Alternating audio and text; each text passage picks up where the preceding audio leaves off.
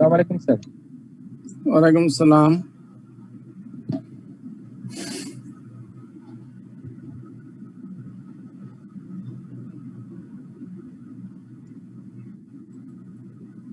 আসসালামু আলাইকুম স্যার। ওয়ালাইকুম আসসালাম ওয়া রাহমাতুল্লাহি ওয়া বারাকাতুহু। আসসালামু আলাইকুম। জি ওয়ালাইকুম আসসালাম। স্যার কেমন আছেন? জি আল্লাহ পাক রাখছে, শুকর আলহামদুলিল্লাহ। আলহামদুলিল্লাহ। সবাই ভালো আছেন? জি আলহামদুলিল্লাহ স্যার।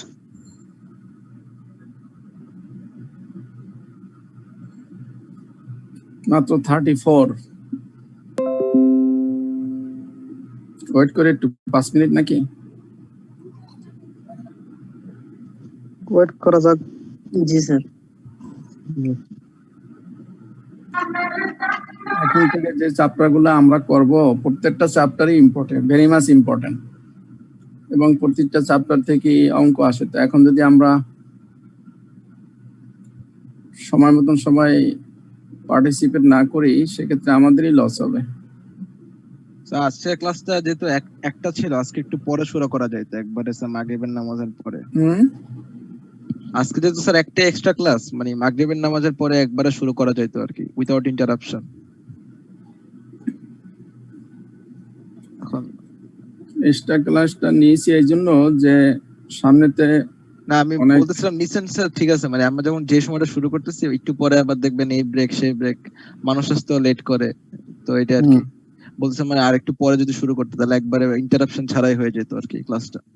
না, ওদের তো আবার আছে তো, আপনার ওই যে আমাদের তো আর ক্লাস নাই স্যার আজকে। না, আপনাদের না থাকবে, অন্য গ্রুপের আছে না, অন্য গ্রুপের আমাদের সাথে অলওয়েজ সাইমালটেনিয়াসলি অনেকগুলো ক্লাস একসাথেই হয়।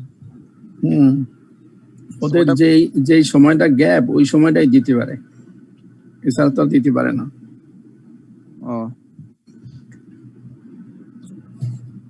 মানে আপনার এটা হলো 5টা থেকে 6:30, 6:45 থেকে 8:15, আবার 8:30 থেকে 3টা স্ল্যাবে, তো 3 স্ল্যাবে অন্য 2 স্ল্যাবে ক্লাস থাকলে তো আর পারে না। আচ্ছা জি sir.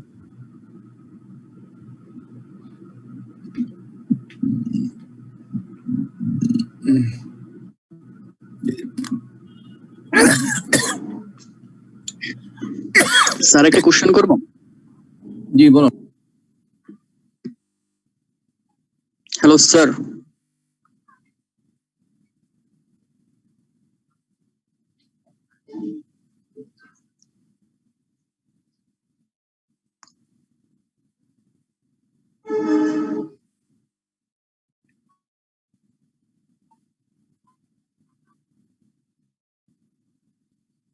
Hello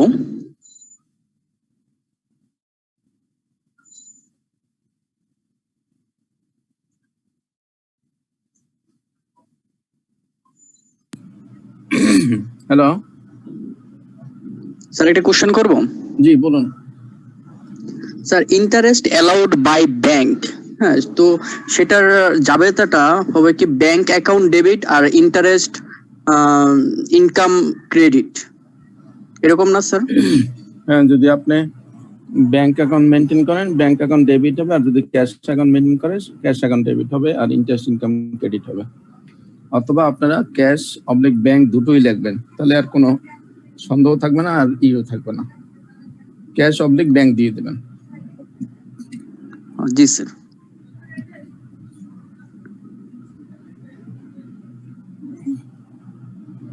sir cash received from Kamal, তো সেটার জাবেদাটা কি হবে? ক্যাশ রিসিভ ফ্রম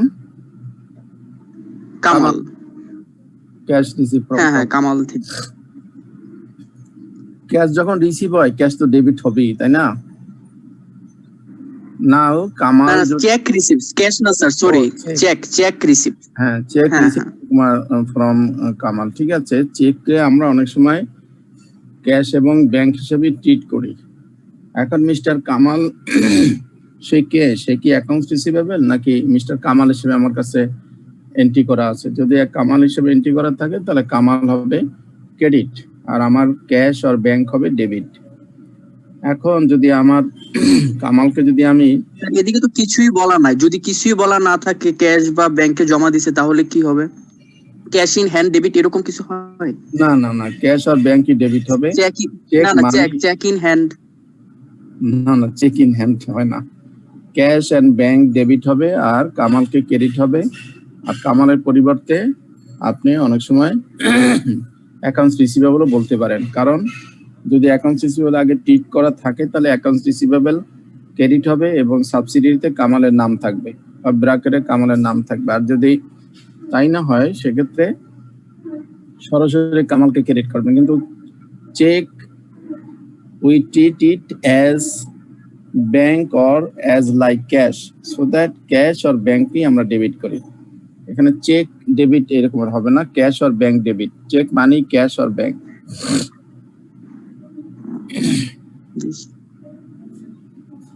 আমরা কি শুরু করব নাকি? এদিকে এদিকে তো শুধু যদি আমি ব্যাংক দেই তাহলে কি হবে এটা? হ্যাঁ, শুধু ব্যাংক হ্যাঁ হ্যাঁ হবে, হবে না কেন? আমি তো বারবারই বলতেছি যে আপনি ব্যাংকের অবলিক দিয়ে যদি ক্যাশ দেখেন তাহলে তো আপনার কোনো সমস্যা নাই। তাহলে আমরা ক্যাশ অবলিক ব্যাংক দিলে কনফিউশন আর থাকলো না, তো আমরা কনফিউশন রাখবো কেন? ক্যাশ অবলিক ব্যাংক যদি দেই তাহলে আমার কোনো কনফিউশনই থাকবে না। ব্যাংক দিলে আমার কনফিউশন থাকবে, ক্যাশ দিলে আমার কনফিউশন থাকবে, তো দরকার কি? ক্যাশ অবলিক ব্যাংক দুটোই থাকলো। সো দ্যাট যিনি খাতা দেখ, জি তার মানে কি এমনটা হয় না যে value coming is debit to value going out is credit, এমনটা কি হয়? হ্যাঁ কি value coming is debit to value going out is credit, এমন হবে? না না না, cash or bank debit, accounts receivable or যে নামে যে চেক দিল তা সে হবে ক্রেডিট। একটা প্রবলেমও শেষ করি নাই, ওটা আই থিংক শেষ করলে সব ক্লিয়ার হয়ে যাবে। উই ক্যান স্টার্ট আমার মনে হয়। জি স্যার। সো আমরা গত ক্লাসে আমরা মোস্ট প্রবাবলি নাম্বার এ শেষ করেছি, নাম্বার বিটা আলোচনা করতেছিলাম। সেখানে বলছিলাম যে 1200 টাকার কাস্টমার্স নোট আমরা ডিসকাউন্ট করেছিলাম 25 তারিখ, না সরি, ডিসকাউন্ট করেছিলাম অক্টোবরের 12 তারিখ এবং সেটা ব্যাংক আপনার 26 তারিখ সেটাকে যখন প্লেস করলো ফর কালেকশন তখন সে টাকা পাইলো না। না পাওয়ার ফলে কি হলো, আমার অ্যাকাউন্ট থেকে পুনরায় আবার 1216 টাকা 33 পয়সা সে কেটে নিল, যার ভিতরে ইন্টারেস্টও আছে এবং প্রোটেস্ট ফিও আছে। আমার অ্যাকাউন্ট থেকে যেহেতু 1216 টাকা কেটে নিল, সো দ্যাট এই 1216 টাকায় যেহেতু ব্যাংক কেটে নিয়েছে, মানে ব্যাংক আমার অ্যাকাউন্টকে যেহেতু ডেবিট করে ফেলেছে, চার্জ করে এটা আমার থেকে বাদ দিতে হবে, আমার ক্যাশ অ্যাকাউন্ট থেকে সেটা বাদ দিতে হবে। কারণ আমি যখন এটা ব্যাংকে পাঠিয়েছিলাম, আর বাচ্চা জানি কথা বলতেছে, এটা যদি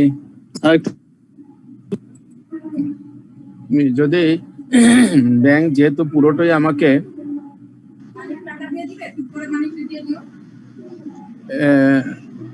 আজাদুর রহমান ভাই মাইকটা মিউট করে রাখেন।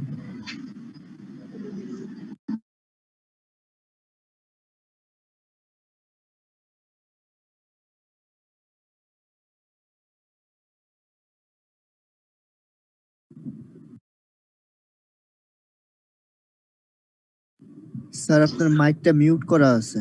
স্যার মিউট হয়ে গেছেন। স্যার আপনার মাইকটা মিউট। স্যার কিছু বলতেছেন না স্যার, স্যার মানে ফোন আসছে।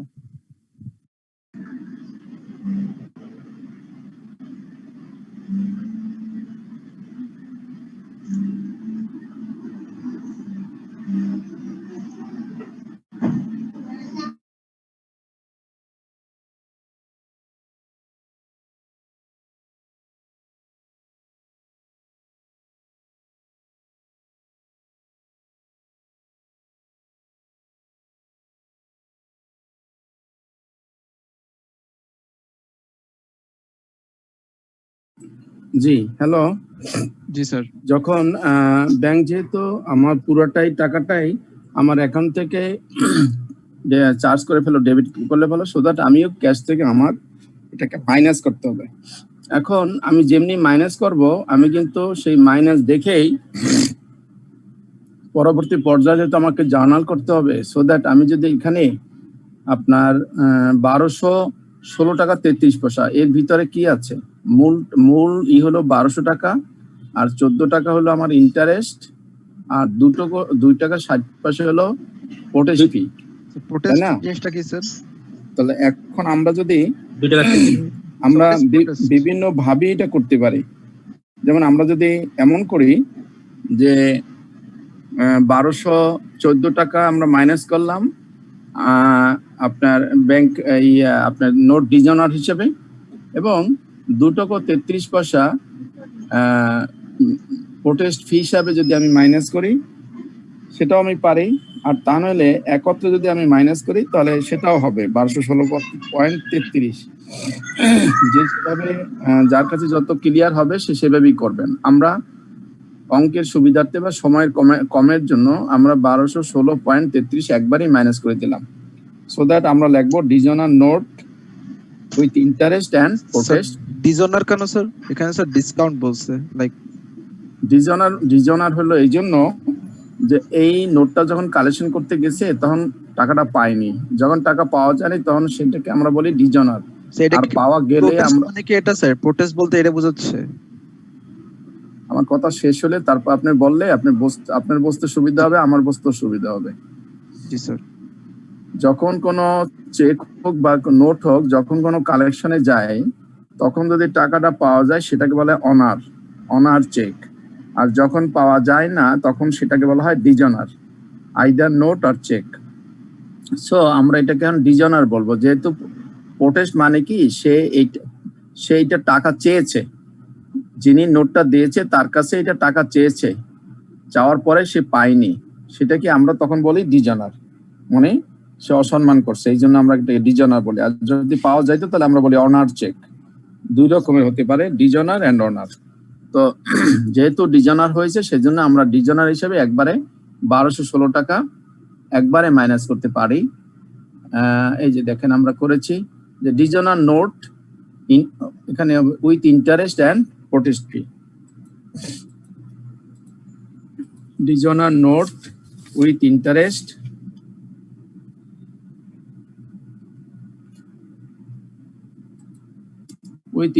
and protest fee. Sir dishonour note rate নিচে স্যার ইন্টারেস্ট 7% এটা দিয়ে 14 টাকা দিয়ে প্রোটেস্ট ফি 2 টাকা 33 পয়সা দিলে হবে না স্যার? আমি তো আগেই বলেছি যে যেভাবে পারেন সেভাবেই করেন, কিন্তু আমি একবারে করেছি, যখন জার্নাল করবো তখন হয়তো আমার ভুল হবে না, আমি সেভাবেই করবো। আর যদি কারো কনফিউশন থাকে তাহলে 1214 টাকা বলবেন ডিজনার নোট, আবার করবেন লেস 2.33 আপনার প্রোটেস্ট ফি। হয় এখানে 1214 একবার, আর একবার লিখবেন 2.33, দুইটা যখন লিখতে যাবেন তখন আপনার 1 মিনিট লস হবে। সেই 1 মিনিটকে বাঁচানোর জন্য আমরা একত্রে লিখেছি 1216.33। ক্লিয়ার সবাই? সবাই কি বুঝেছেন? স্যার ব্যাংক যেহেতু এটা ডেবিট করছে স্যার, আমরা কি ক্রেডিট করবো না স্যার? হ্যাঁ, ব্যাংক ডেবিট করছে মানে কি, এর অর্থটা কি বলুন তো? অ্যাকাউন্ট থেকে কেটে নিছে আর কি। কেটে নিচ্ছে। অ্যাকাউন্ট থেকে কেটে নিলে আমি কি করব? আমি বিয়োগ করব না আমার ব্যালেন্স থেকে? ও আচ্ছা আচ্ছা, ঠিক আছে। আমার কেটে নিয়েছে মানে কি, আমার টাকাটা সে কমিয়ে ফেলছে, তাহলে আমার তো কমাতে হবে। তা আমার কমাইতে হলে আমার হাতে ছিল 4,557.55, তাহলে সেখান থেকে কমাইতে হলে মাইনাস করতে হবে না?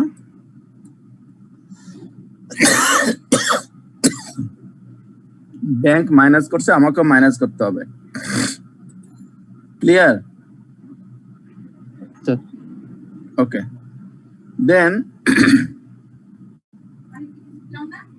মাইনাস সিতে বলছে যে কাস্টমার চেক ফর টাকা 290 had been entered as টাকা 190 both by the depositor and the bank but was later corrected by the bank. এর অর্থ কি? কাস্টমার চেক মানে কি? Accounts receivable sir. হ্যাঁ রাইট, তার কাছ থেকে চেকটা পেয়েছি, তাহলে কাস্টমার চেক মানে কাস্টমার আমাকে দিয়েছে, অ্যাকাউন্টস রিসিভেবল দিয়েছে, সেই চেকটা টাকা 290 টাকার চেক দিয়েছে, হ্যাড বিন এন্টার্ড মানে লেখা হয়েছে বা এন্ট্রি করা হয়েছে বা বইতে লিপিবদ্ধ করা হয়েছে টাকা 190 হিসাবে, বোথ বাই দি ডিপোজিটর মানে হলো প্রতিষ্ঠান, মানে হলো এখানে ডিয়ারবান company, both by the depositor and the bank, দুজনই আপনার 190 জায়গায় 290 টাকা লিখেছিল, বাট কিন্তু ওয়াজ লেটার পরে কারেক্টেড বাই দি ব্যাংক পরে কারেকশন করে ফেলছে, ব্যাংক পরে এখন আমার এখানে যোগ করব স্যার। ব্যাংক কারেকশন করে ফেলছে, কিন্তু আমি কিন্তু এখনো কারেকশন করি নাই, তাহলে আমি মানুষের কাছে আমার অ্যাকাউন্টে যোগ করব স্যার। আমি আগে একটু শেষ করি, তারপর আপনি দেখেন আপনার কথার সাথে মেলে কিনা, মেললে তো আর কোশ্চেন করার দরকার হবে না। তো যেহেতু 290 টাকার চেক আমি লিখেছি 190 টাকা, চেক মানে কি একটু আগে বলেছি, চেক পাওয়া মানে হলো আমার ক্যাশ বৃদ্ধি পাওয়া, ক্যাশ আর ব্যাংক বৃদ্ধি পাওয়া, তাহলে ক্যাশ এবং ব্যাংক বৃদ্ধি পাওয়া বা জমা, মূল কথা হলো আমার টাকা জমা হিসাবে যদি আমি চিন্তা করি, তাহলে 290 টাকা আমার জমা করার কথা ছিল, সেখানে আমি জমা করেছি 190 টাকা, তার মানে আমি কত টাকা কম বা বেশি জমা করেছি? 100 টাকা কি জমা বেশি করেছি না কম করেছি? 100 টাকা কম করছি স্যার, 100 টাকা বাড়াতে হবে। 100 টাকা কম জমা করছি স্যার, এটা যোগ করতে হবে স্যার। এখন সেটা আমার যে ক্যাশ ব্যালেন্সের সাথে 100 টাকা যোগ করতে হবে, কারণ ব্যাংক অলরেডি যোগ করে ফেলছে, ব্যাংক কারেকশন করে ফেলছে, কাজে এখন আমাকেও কারেকশন করতে হবে, এইটা যোগ করতে হবে। আমরা যতগুলো কারণ বলেছিলাম, কারণের কত নম্বর কারণ এটা? স্যার 5 নম্বর। এটা 5 নম্বর এরর। Right, error. আমরা 5টা কজ বের করেছিলাম যে 5টার বেশি কোনো কারণ নাই, তার মধ্যে এইটা হলো এরর মানে 5 নম্বর কারণ। তাহলে যেহেতু আমি জমা কম করেছি, তাহলে জমাটা আমাকে বাড়িয়ে দিতে হবে, তাহলে নাম্বার 3 অ্যাড করেছে যে জমা, add error in recording, customer check for 290 error of 100 জি বলুন স্যার, এরর অফ আন্ডারস্ট্যান্ড জি বলুন, সব জোরে বলুন, সবাই শুনুক। Sir, error of under statement দেওয়া যাবে স্যার? লেখেন, কোনো এরর অফ আন্ডার স্টেটমেন্ট দেওয়া যাবে স্যার? আপনি যেমনি খুশি তেমনি দেন, কিন্তু আমি ঠিক আছে, এরর অফ আন্ডার স্টেটমেন্ট হিসেবে স্যার আপনি 290 মাইনাস 190 ইকুয়াল টু 100, এটা কি এভাবে দেওয়া যাবে sir? Error of under statement শেষ হয়েছে আপনার কথা? আপনার কথা কি শেষ হয়েছে? আপনি যা খুশি তাই লিখতে পারবেন, কোনো সমস্যা, আপনি যা খুশি তাই লিখতে পারবেন, কোনো সমস্যা নাই, কিন্তু আমি লিখেছি এইটা error in recording customer cheque. সবাই ভাষা এক না, আমার ভাষা হলো এইটা, আপনি যেমনি আপনার যে ভাষা আপনি সেই ভাষা দিয়ে লিখবেন, আমার ভাষা হলো এরর ইন রেকর্ডিং, আমি লিখেছি customer cheque, error in recording of customer cheque, সেখানে আমি আবার ভিতরে দেখিয়েছি যে বলেছি যে চেক ফর 290 রেকর্ডেড অ্যাজ 190, ব্র্যাকেটে বলে দিচ্ছি 100 টাকা আমি যোগ করে ফেলছি। নেক্সট নাম্বার ডিতে বলেছে চেক নং 661, যখনই কোনো সময় আপনারা এইভাবে পাবেন চেক নম্বর, তখন আর কিছু থাকুক বা না থাকুক সবসময় মনে করবেন যে চেক আপনি ইস্যু করেছেন,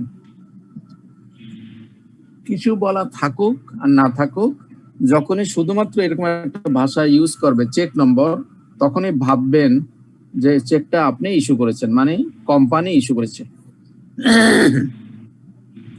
বলেছে এখানে চেক নং 61 661 নম্বর চেক 4 টাকা 497 497 টাকার had been entered in the cash book cash বইতে লেখা হয়েছে বা অন্তর্ভুক্ত করা হয়েছে as টাকা 479 479 হিসাবে।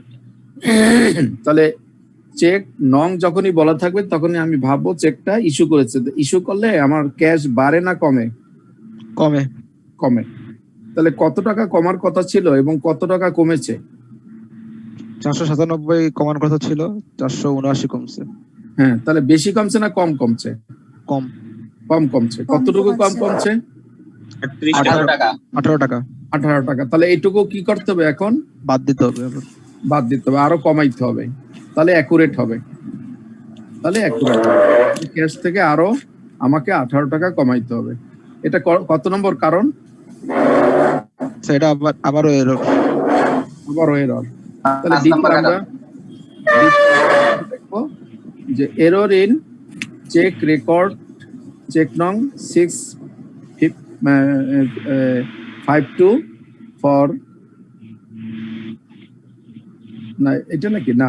না স্যার, এটা নিচে ডিডাক্ট হবে। Deduct sir. D1 D1 এবং এটা হলো D2। এটা হলো D2, ওখানে তো দুইটা ছিল।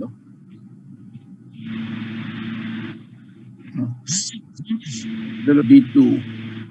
ওকে, D1 এ লিখছি error in cheque record cheque নং 661 for 497 entered as 479, that means 18 টাকা। তাহলে 18 টাকা আমি লেস করে দিলাম। 18 টাকা আমি লেস করে দিলাম।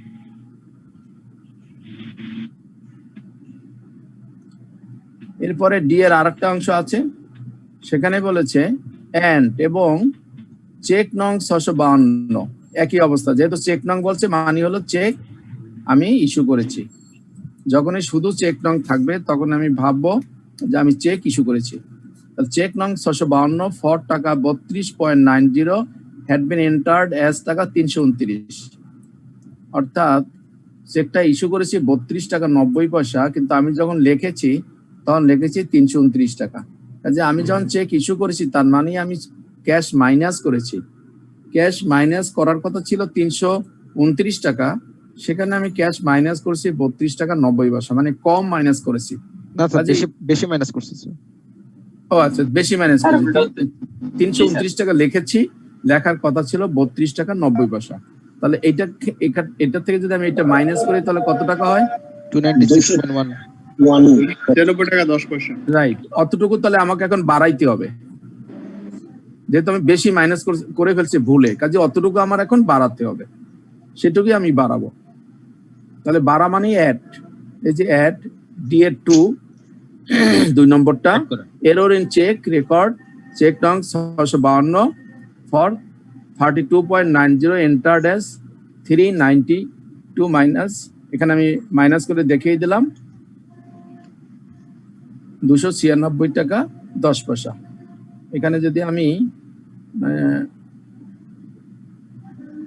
এটা লাগে না, ইন চেক রেকর্ড চেক নং এত,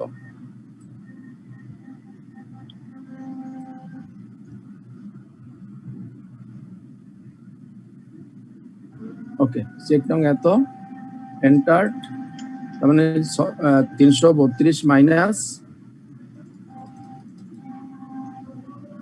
32.90 ইজ ইকুয়াল টু 296 টাকা 10 পয়সা আমি অ্যাড করে নিলাম। ঠিক আছে, ডি ক্লিয়ার সবাই? জি স্যার। ওকে, তাহলে দুটোই কিন্তু আমার ছিল এরর ইন রেকর্ডিং, লিখতে ভুল ছিল, দুটো ছিল লেখার ভুল। ই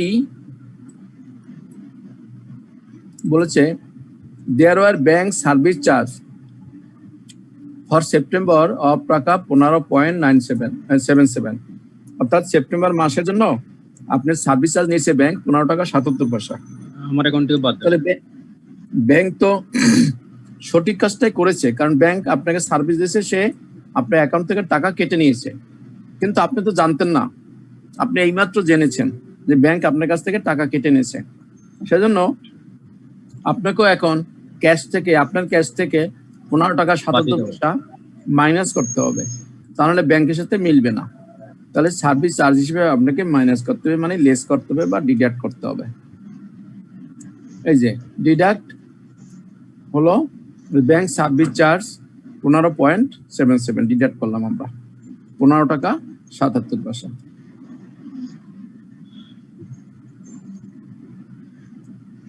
নাও নাম্বার এফ।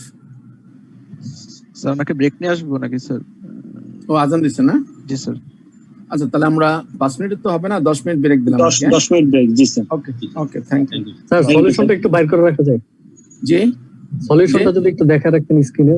না না না, সলিউশন আমি দেখাবো না।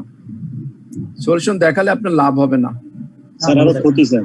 মানে স্যার যতটুকু হইছে ওটুকুই স্যার। তাহলে না না না, সলিউশন আমি দেখাতেই চাই না। সলিউশন দেখা মানে আপনার লস, শেখা হবে না স্যার। আমরা যতটুকু এখন প্র্যাকটিস করতেছি, শিখতেছি, ইনশাআল্লাহ এই প্রিপারেশনই আমরা হলেও যেতে পারবো। কিন্তু সলিউশন থাকলে হলে যেতে পারবো না, তার আপনাকে বাসায় প্র্যাকটিস করতেই হবে। আর আমরা এখন কথা বলে আলোচনা করে তারপরে আমি সলিউশন পরে যাচ্ছি। তার মানে হলো আপনি ব্রেনকে আমি আগে কাজ করাচ্ছি, কাজ করানোর পরে তারপর আপনি সলিউশন দেখতেছেন, ওকে হয়ে যাচ্ছে। কাজে এটা আপনার জন্য হেল্পফুল। এই জন্য আমি মানে ইচ্ছা করে সলিউশনটা আগে দেখাই না, কিছু মনে করবেন না। এটা হলো আমাদের নিজেদের উপকারের জন্য আর কি। ওকে, থ্যাংক ইউ। 10 মিনিট পরে আমরা আবারই হবো।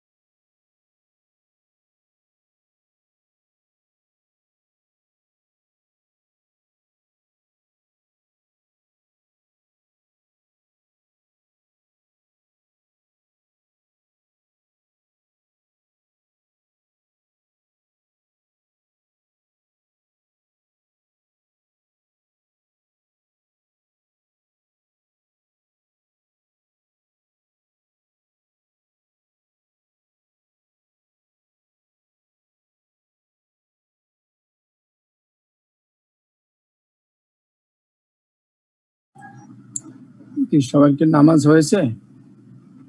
জি স্যার, স্যার শুরু করতে পারেন। জি স্যার, নামাজ শেষ স্যার। জি, তাহলে আমরা শুরু করি আবার।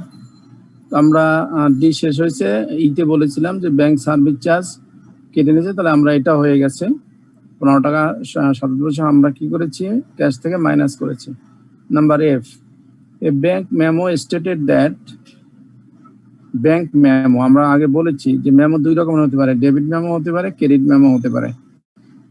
এখানে বলে না ডেবিট কি credit. A bank memo stated that Mr. South's note for Taka 500 and interest of Taka 25 had been collected on October 29, and the bank had made a charge of Taka 5 on the collection.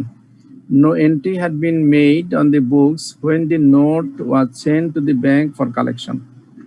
বুঝতে পারছেন কি বলতে চাচ্ছে?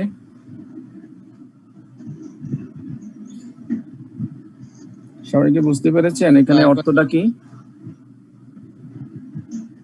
কি বলছে বলেন? Credit নোটটা কি স্যার? অফিস কোনো এন্ট্রি দেয় নাই, এটা ব্যাংকে কালেক্ট করছে স্যার। বলছে যে এই bank memo stated that mister South's note, মানে মিস্টার সাউথের একটা নোট ছিল ফর টাকা 500 এন্ড ইন্টারেস্ট অফ টাকা 25, মানে 525 টাকা ছিল নোট আর ইন্টারেস্ট ছিল 25 টাকা। এই 525 টাকা had been collected on October 29, had been collected আমরা তো করতেছি আপনার অক্টোবর 31 তারিখে, তাই না? সো দ্যাট 29 তারিখ সে কালেকশন করেছে ব্যাংক একটা নোটের মাধ্যমে, একটা নোট ব্যাংকে জমা দিয়েছিল। সে ব্যাংক 500 টাকা প্রিন্সিপাল এবং 25 টাকা ইন্টারেস্ট সে কালেক্ট করেছে, 5 টাকা চার্জ, ক্রেডিট মেমো নাম। and the bank had made a charge of টাকা 5, এবং এই যে 525 টাকা কালেকশন করেছে সেখানে ব্যাংক 5 টাকা চার্জ নিয়েছে অন দি কালেকশনের চার্জ নিয়েছে।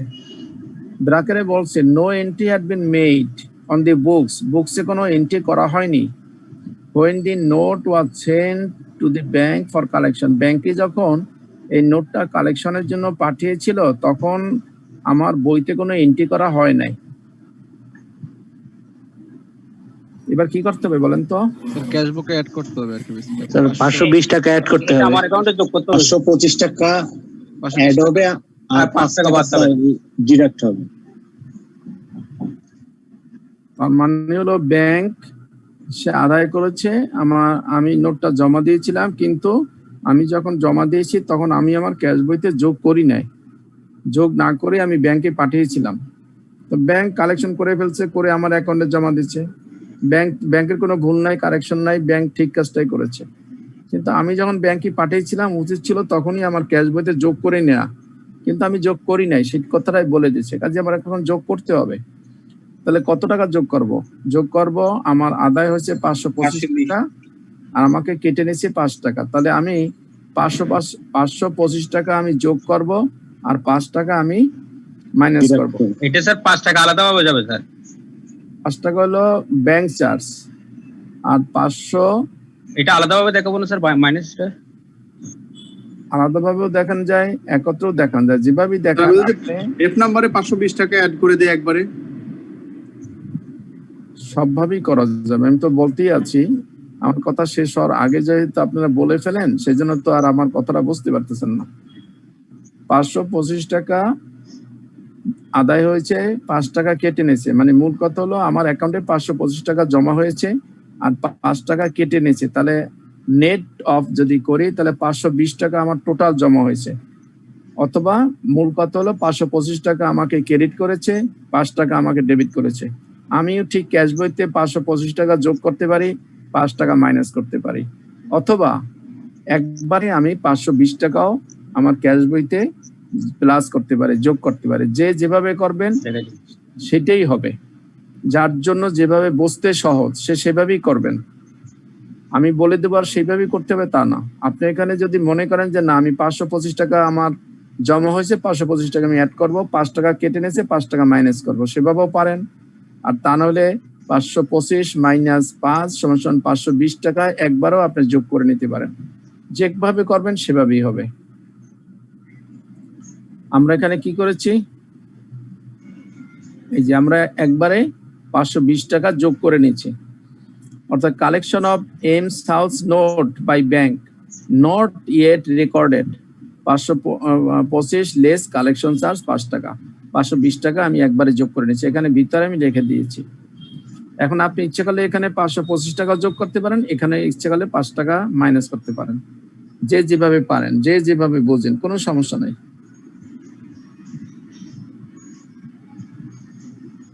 ক্লিয়ার সবাই? সবাই ক্লিয়ার? Clear sir.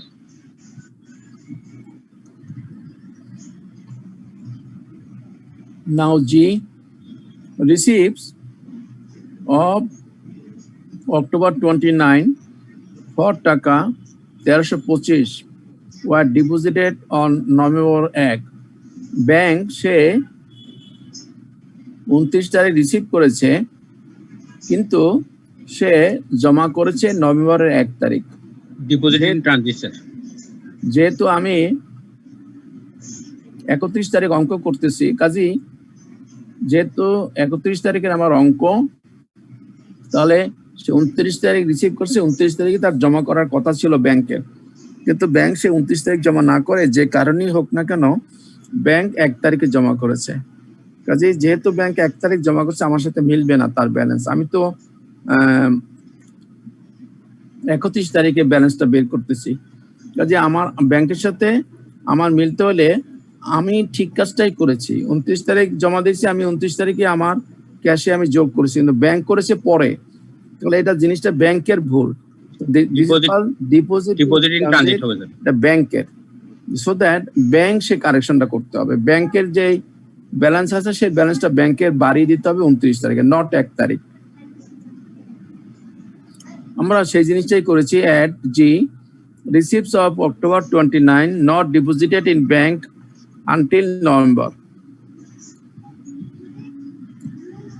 তো 1325 টাকা 10 পয়সা আমরা সরাসরি যোগ করে দিয়েছি, যেহেতু একটাই ফিগার সেই জন্য সরাসরি যোগ করে দিয়েছি। ব্যাংকের সাথে যোগ হবে, ব্যাংকের ভুলটা এটা। Then number 8, the following checks were outstanding on October 31st. Outstanding মানে হলো কি? পেমেন্ট হয় নাই। স্যার আমি ইস্যু করছি, বাট তারা আমি ইস্যু করছি, বাট সে প্রেজেন্ট করে নাই ব্যাংকে। আমি পার্টিকে ইস্যু করেছি, কিন্তু পার্টি চেক নিয়ে এখনো ব্যাংকে যায়নি। দ্যাট মিন্স এটাকে কি বলছি, শর্টলি কল্ড আউটস্ট্যান্ডিং চেক। হ্যাঁ, outstanding cheque, shortly called outstanding check.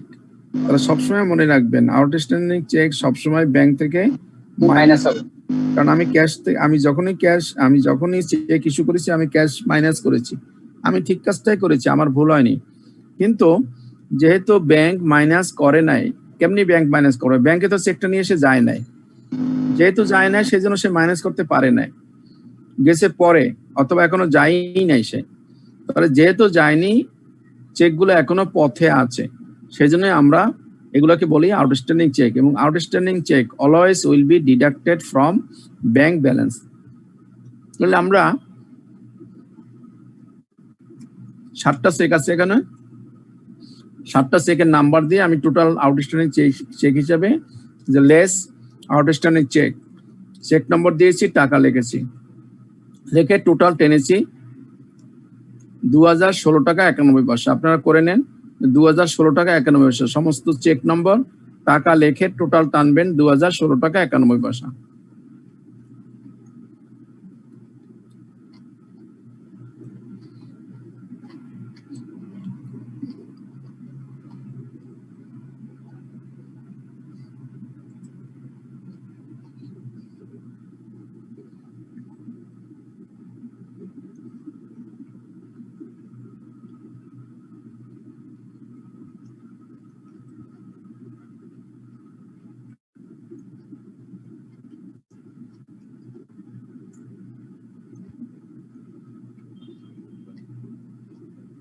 হয়েছে সবাই?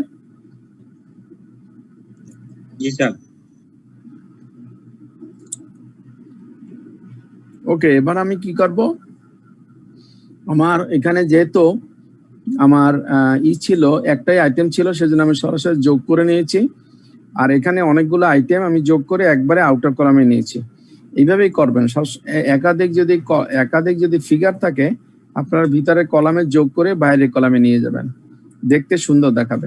তাহলে আমরা যোগ করে নামিয়েছি 5,617 টাকা, সেখান থেকে আমি লেস করেছি 2016 টাকা 91 পয়সা। যে ফিগারটা পেয়েছি এটা কি বলা হয় corrected bank balance. This is called corrected bank balance. জি নাম্বারটা একটু আরেকটু হ্যাঁ, জি নাম্বারটা বি বি একটু জোরে বলেন, শুনতে পারতেছি না। জি জি বুডের জি স্যার জি নাম্বার, জি জি জি স্যার জি রিসিপ্ট অফ অক্টোবর 29 জি হ্যাঁ, এর আগে জি স্যার, এই জি এইটা রিসিপ্ট অফ টাকা, এটা জি স্যার। ওকে, রিসিপ্টস অফ টাকা 29, অর্থাৎ আপনি যখন ব্যাংকে দিয়েছেন, আপনি 29 তারিখ ব্যাংকে জমা করেছেন, ব্যাংক রিসিভ করেছে 29 তারিখ। তাহলে ব্যাংকে যেহেতু আপনি জমা করেছেন, আপনিও তো আপনার ক্যাশ বইতে 29 তারিখ জমা করেছেন, কিন্তু ব্যাংক কি করেছে, সে 29 তারিখ রিসিভ করছে ঠিকই, কিন্তু সে 29 তারিখ আপনি অ্যাকাউন্টে জমা করেনি, জমা করেছে সে 1 তারিখে নভেম্বরের, পরবর্তী মাসের 1 তারিখে গিয়ে জমা করেছে। কিন্তু ব্যাংক তো এটা ভুল করেছে, ব্যাংকের তো 29 তারিখে জমা করার কথা ছিল। তাহলে ব্যাংক ব্যালেন্সটা, এই জন্যই তো ব্যাংক ব্যালেন্সটা, যে ব্যাংক ব্যালেন্স আছে এখানে 4,292 টাকা, সেটা কম আছে, কারণ সে এই 1,325 টাকা জমা করেনি, সেজন্য তার সাথে আমার ডিফারেন্স। কাজে এইটুকু এখন জমা করে নিতে হবে, ব্যাংক ভুল করেছে, সেই জন্য আমরা এই 4,292 সাথে এই যে যেটুকু 1 তারিখে জমা করেছে সেটা আমরা জমা করে নিলাম। এখন receipts of October 29 not deposited in bank until November 1st, 1 তারিখের আগ পর্যন্ত সে এটা জমা করেনি, সেই কথাটাই বলতে চাচ্ছি এখানে। তো সেটা আমরা যোগ করে নিলাম। এটা কিন্তু কনফিউশন হচ্ছে স্যার, যেমন হ্যাঁ, আমি বলি আমার চিন্তা মানে ফরটা যে রিসিপ্ট অফ অক্টোবর 29 ফর টাকা 1350 ওয়ার ডিপোজিটেড নভেম্বর 21, মানে 25 তারিখের টাকাটা নভেম্বর 1 তারিখে ডিপোজিট করা হয়েছে। সাইদ ভাই, আপনার মাইকটা একটু কাছে এনে কথা বলেন, আপনার কথা বোঝা যাচ্ছে না, মাইকটা কাছে এনে কথা বলেন। আচ্ছা, এইটা কি স্যার আমার অ্যাকাউন্ট থেকে কি লেস হবে না স্যার, যেহেতু আমি অক্টোবর 31 এন্ডিং ব্যালেন্সে কাজ করতেছি? আপনি তো করেন নাই, করছে ব্যাংক। আপনি তো জমা দিয়েছেন, 29 তারিখই, আপনি তো 29 তারিখে জমা দিয়েছেন, ব্যাংকও 29 তারিখ রিসিভ করছে। এই যে রিসিভ, ব্যাংকও রিসিভ করেছে, আপনিও জমা করেছেন। তা আপনি যখন ব্যাংকে জমা দিয়েছেন, আপনি তো আপনার ক্যাশ বইতে জমা দেখিয়েছেন, ব্যাংক তো সে জমা দিয়েছে পরবর্তী মাসের 1 তারিখে গিয়ে, সেই জন্য আমি ব্যাংকের সাথে যোগ করেছি। তাহলে স্যার ওই যে প্রবলেমের শুরু থেকে বসে cash account of Dearborn company disclose balance কত অন অক্টোবর 31, তাহলে এখানে নভেম্বরের যদি কোনো অ্যাসেট থাকে সেটাও চলে আসবে স্যার। হ্যাঁ, না, এটা যদি আমরা 31 অক্টোবর ক্লোজিং করতেছি তাহলে নভেম্বরের শেয়ারটা এখানে চলে আসবে স্যার। হ্যাঁ, আমরা যেহেতু অক্টোবরে করতেছি, আমরা তো হিসাবটা করতেছি অক্টোবরে, যেহেতু অক্টোবরে করতেছি কাজেই সে তো জমা করছে নভেম্বরে, পরবর্তী মাসে গিয়ে জমা করছে। সেই জন্য আমি ব্যাংকের সাথে আবার যোগ করে নিলাম এই মাসে, এই যে অক্টোবর, এই যে এখানে বলেছি যে ডিয়ারবান কোম্পানি ব্যাংক রিকনসিলিয়েশন স্টেটমেন্টের যে অক্টোবর, এই অক্টোবরের সাথেই আমি যোগ করেছি। নভেম্বরের সে যোগ করছে নভেম্বরে, কিন্তু তা হবে না, ভুল করেছে, সে অক্টোবরে নিয়ে আসতে হবে তাকে। বুঝেছেন?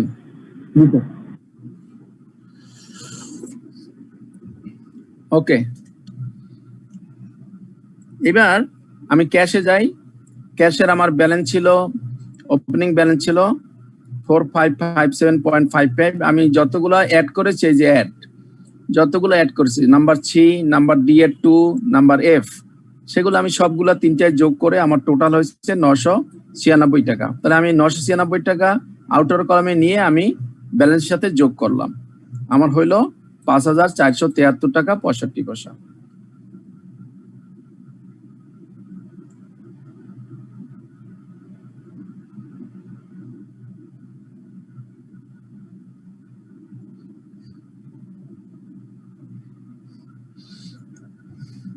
দেন আমি লেস করলাম বা ডিডাক্ট করলাম, যেগুলো লেস করলাম বা ডিডাক্ট করলাম, number A, number B, number D1, number E. এখানেও চারটা ফিগার যোগ করে আমার টোটাল হয়েছে 1873 টাকা 30 পয়সা। আমি সেটা আবার যেহেতু লেস বা ডিডাক্ট আমি মাইনাস করলাম, এখান থেকে মাইনাস করলে হলো 3600.35। This is call corrected book balance, অর্থাৎ আমার বই corrected book balance or corrected cash balance 3600.35। আর এখন যদি আমরা বলি, এই যে দেখেন কারেক্টেড ব্যাংক ব্যালেন্সও 3635, আমার বইয়ের ব্যালেন্সও 3635। This is call corrected balance method or 2 section balance method or double balance method, অর্থাৎ দুইটা ব্যালেন্স আমরা করেছি, দুইটা ব্যালেন্সই এক, সেজন্য এই মেথডের নামই হলো corrected balance method or 2 section balance method or double balance method, এই জন্য নামকরণ করা হয়েছে। অর্থাৎ ব্যাংক ব্যালেন্স এবং আমার ক্যাশ ব্যালেন্স মিলে গেছে, তার মানে কোথাও আর কোনো ভুল নেই।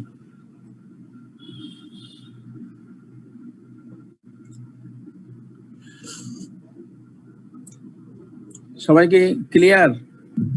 স্যার এইখানে যেমন ব্যাংকেরটা আগে দেখাইছি, পরে আমারটা দেখাইছি, আমি যদি আমার বুকটা আগে দেখাই, ব্যাংকেরটা পরে দেখাই, কোনো সমস্যা নাই, দুইটা পাশাপাশি দেখাতে পারেন, কোনো সমস্যা নাই, কিন্তু জায়গা হবে না খাতায়, সেজন্য আমি উপরে নিচে করেছি। আপনি এই নিচেরটা উপরে করলে, উপরটা নিচে করলে কিছু আসে যায় না, আপনাকে যে কোনো ভাবেই করতে পারেন, কোনো সমস্যা নাই। শুধু যে ব্যালেন্সটা বেরোবে তার নামটা সঠিকভাবে লিখতে হবে, কারেক্টেড ব্যাংক ব্যালেন্স, এখানে হলো কারেক্টেড বুক ব্যালেন্স, আর উপরে হেডিং দিতে হবে।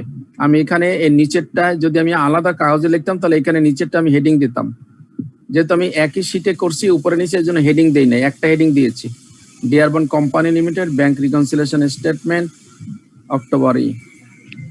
এখানে আরেকটু লেখা যেত আন্ডার কারেক্টেড ব্যালেন্স মেথড, বা ব্র্যাকেট এখানে যদি আমি লিখি কারেক্টেড ব্যালেন্স মেথড আরো ভালো হয়। যেহেতু আমি একটা শিটে উপরে নিচে করেছি, কাজে সেখানে আমি একটা হেডিং দিয়েছি। আপনারা যদি দুইটা কাগজে এক খাতায় 2 পেজে লেখেন, তাহলে আপনারা হেডিং 2 জায়গায় লিখে নিতে হবে, যদি ফুল মার্কটা ক্যারি করতে হয়। এবং খেয়াল করবেন আমার ব্যাংক ব্যালেন্সও যা হয়েছে, আমার ক্যাশ ব্যালেন্সও তাই হয়েছে।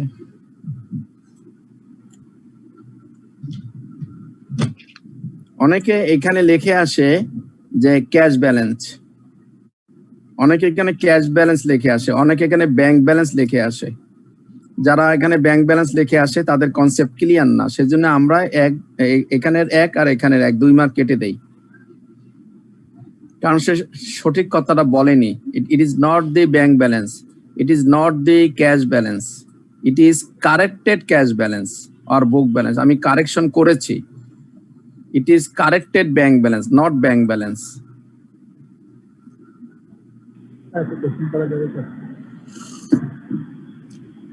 ক্লিয়ার সবাই?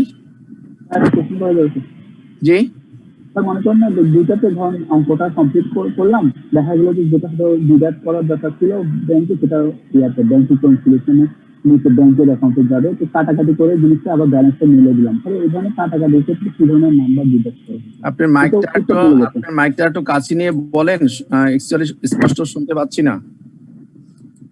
আমি এই ধরনের কাটাকাটি জি বলুন স্যার। মনে করেন স্যার অঙ্কটা করলাম, অঙ্ক কমপ্লিট করার পরে দেখা গেল যে আমার ব্যালেন্স মিলতেছে না, তো উপরে হয়তো দেখলাম যে একটা জায়গায় যেটা অ্যাড বা ডিডাক্ট করা যায় এখানে নিয়ে আসলে হয়ে যাচ্ছে, তো আমি কাটাকাটি করে জিনিসটা সঠিক জায়গায় বসে অঙ্ক মিলে দিলাম। তো স্যার এই ধরনের অঙ্কের মধ্যে যে কাটাকাটি কি ধরনের স্যার নাম্বার কাটা যায় স্যার? না, অনেক সময় দেখবেন যে ভুল ভাবে যোগ বিয়োগ করলে অনেক সময় মিলে যায়। আমি এখানে যদি অনেক ফিগার উপরে নিচে নিয়ে আসি মিলাই দিতে পারবো, আমি মিলে যাবে ঠিকই, কিন্তু এই ব্যালেন্সটা হবে না, অথবা এই ব্যালেন্স যদি হয় সেই ক্ষেত্রে আপনার কনসেপচুয়াল ভুল থাকবে। হয়তো দেখা যাবে এই 100 টাকা হবে লেস, আপনি করেছেন প্লাস, আর 100 টাকা হবে প্লাস, সেটা করেছেন আপনি লেস, কিন্তু আপনার অঙ্ক মিলে যাবে। এই ধরনের অঙ্ক হলে টিচার ধরে ফেলবে, আপনি ফুল মার্ক পাবেন না। তার মানে আপনি পাশের খাতা দেখে লিখেছেন, অথবা আপনার কনসেপচুয়ালে ভুল আছে, আপনি জাস্ট মিলানোর জন্য মিলিয়ে দিয়েছেন। স্যার না, মনে করেন ধরেন এই যে ব্যাংক সার্ভিস চার্জ আমি 15 টাকা 77 পয়সা উপরে কোথাও লিখছিলাম, পরে দেখলাম যে 15 টাকা 77 পয়সা, আমার দুইটাতে ডিফারেন্স হচ্ছে। আমি 15 টাকা 77 পয়সাটা আবার সঠিক জায়গায় নিয়েছে আপনার 36.35 উভয় জায়গায় মিলে দিলাম, কিন্তু অঙ্কের মানে আমি জানতে চাই এই ধরনের কাটাকাটিতে কোনো নাম্বার কাটা যায় না? না না, কাটাকাটিতে কোনো নাম্বার করবে না। আমরা শুধুমাত্র দেখি আপনার কনসেপ্টটা ক্লিয়ার কিনা আর অঙ্কটা সঠিক আছে কিনা, একটু কাটাকাটি হলে কোনো আসে যায় না। ধন্যবাদ স্যার। ওকে, আমরা মনে হয় সেকেন্ড প্রবলেমে যেতে পারি। ও না, সরি, জার্নাল। এখানে বলেছে যে give the journal entry required as a result of the information given above. উপরে যে ইনফরমেশন গুলো দেয়া আছে তার ভিত্তিতে আপনাকে জার্নাল করতে বলেছে। ম্যাক্সিমাম সময় জার্নাল চলে আসে, এবং এই অঙ্কটা যদি আপনার 15 থাকে তাহলে এই যে অঙ্কটা আমরা এতক্ষণ করলাম এখানে হয়তো 8 মার্ক থাকবে। 8 মার্ক মানে এখানে 4 আর ওখানে 4, corrected cash balance 4, corrected bank balance 4, 4 আর 4 8, আর জার্নালে হয়তো 7 থাকবে। তাহলে কাজে আপনি জার্নাল যদি না পারেন তাহলে অঙ্কটা কিন্তু করেও লাভ হলো না।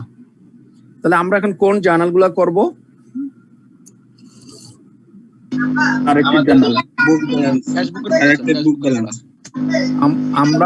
আমরা কোন বইটা দেখে দেখে জার্নাল করব? ক্যাশ বুক স্যার, ক্যাশ বুক। আমার ক্যাশ বুক, আমার বই দেখি। আমার ক্যাশ বই, রাইট। এই ব্যাংক এটা তো আমার না, এটা ব্যাংকটা আমার না, কিন্তু আমি মিলানের জন্য আমার খাতা আবার করে দেখলাম, কিন্তু এটা আমার না, এটা তো ব্যাংকের। কাজে ব্যাংকের যাই করছে এটা ব্যাংক করবে, আমার করার দরকার নেই। আমি করব, আমি এখানে যা করেছি, এই যে সমস্ত যোগ করেছি ফিগার, এগুলো হবে ডেবিট, আর যে সমস্ত মাইনাস করেছি সেগুলো হবে ক্রেডিট। সো দ্যাট প্রত্যেকটা জার্নাল এইভাবে আলোকে করতে হবে। আমরা যদি সিরিয়ালে যাই, নাম্বার এতে কি ছিল দেখেন। নাম্বার এতে এখানে আমি কি করেছি, এই যে ক্যাশ বইতে যাই, এই যে CD1A, এই দেখেন এতে কি ছিল, কাস্টমার চেক ফাউন্ড আনকালেক্টেবল ছিল 623.20 পয়সা, আমরা মাইনাস করেছি। কাজে যেহেতু ক্যাশ মাইনাস করছি, ক্যাশ হবে ক্রেডিট। এখানে ক্যাশ যেহেতু ডিডাক্ট মানে ক্যাশ ক্রেডিট, ক্যাশ বইতে এন্ট্রি করতেছি ক্যাশ ক্রেডিট 623.20। কি জন্য ক্রেডিট হয়েছে? এই যে আনকালেক্টেবল, কাস্টমার চেক দিয়েছিল, সেই চেকটা কালেকশনে নেই। আমাকে চেক দেয় কে? Accounts receivable. আমাকে চেক দেয় কে? কাস্টমার দেয় স্যার। কাস্টমারকে কি বলি আমরা? আমাদের ভাষা কি বলি? Accounts receivable. কাস্টমার মানে আমরা অ্যাকাউন্টসের ভাষায় বলি অ্যাকাউন্টস রিসিভেবল। অ্যাকাউন্টস রিসিভেবল আমাদেরকে চেক দেয়। তাহলে যেহেতু টাকাটা আমি পাইনি, কাজে তার কাছে তো আবার আমি চাবো যে ভাই তুমি তো চেক দিয়েছিলে, টাকা তো দেও নেই, এখন আবার টাকা দাও। সেই জন্য আবার অ্যাকাউন্টস রিসিভেবল ডেবিট হবে আর ক্যাশ ক্রেডিট হবে। এই যে দেখুন, accounts receivable debit, cash credit 623 টাকা 20 পয়সা।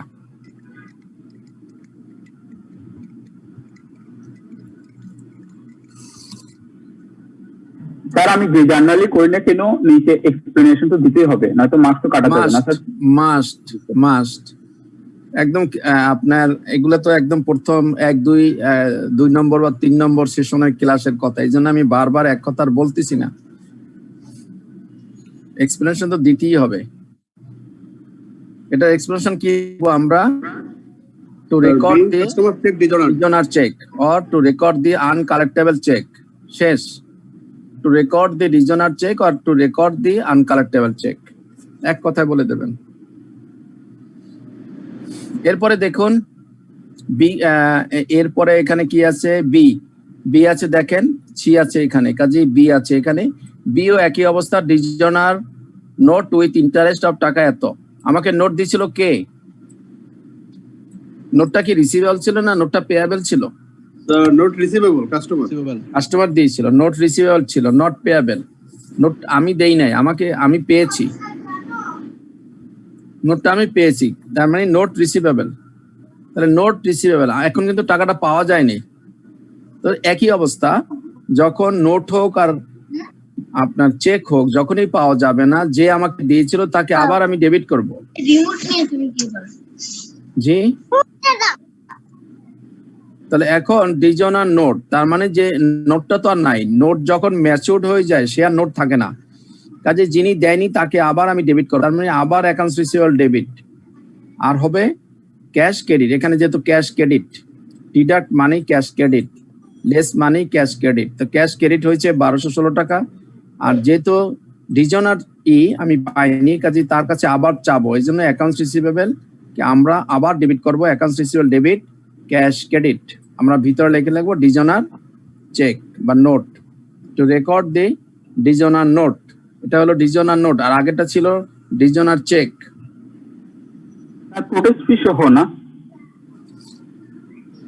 সব সহই আমি তার কাছে ক্লেম করব, কারণ প্রোটেস্ট ফি ব্যাংক যেটা কেটে নিয়েছে সেটা তো আমার জন্য নেয়নি, সেটা আপনি টাকা দেননি বিদায় ব্যাংক কেটে নিয়েছে। অথবা টাকা যদি দিতেন তাহলে হয়তো এখন আর আপনার কাছে চাইতাম না, ঠিক আছে টাকা কালেকশন হয়েছে আমার অ্যাকাউন্ট থেকে কেটে নিল, কিন্তু টাকা তো কালেকশন হয়নি, আপনার জন্য আমি কেন 2 টাকা লস দিতে যাব? সেই জন্যই পুরো টাকাটাই তার কাছে আমি আবার ক্লেম করব, accounts receivable debit two cash. Sir with charge সহ আমি কি ওর থেকে ক্লেম করব না স্যার? তা না হলে 1200-1600 টাকা আসলো কোত্থেকে?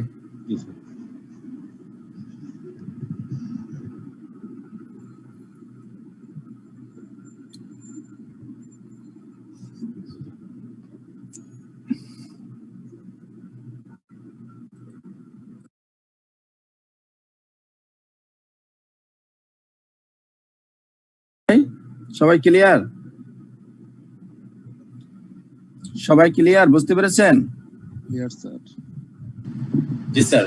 ওকে, তাহলে এ গেল, বি গেল, সি আছে কি দেখেন, আমি শুধু ক্যাশ বইতেই তাকাচ্ছি, এখানে সিরিয়ালে যে সি আছে, এই জন্যই আমি এখানে 1 2 3 না লিখে আমি অ্যাডজাস্টমেন্টের নাম্বারটা লিখলে আমাকে জানার করতে সুবিধা হবে। এই যে আমি এখানে দেখে দেখে আমি এ বে করেছি, দেখে দেখে আমি বি করেছি, এখন দেখে দেখে আমি সি করতেছি।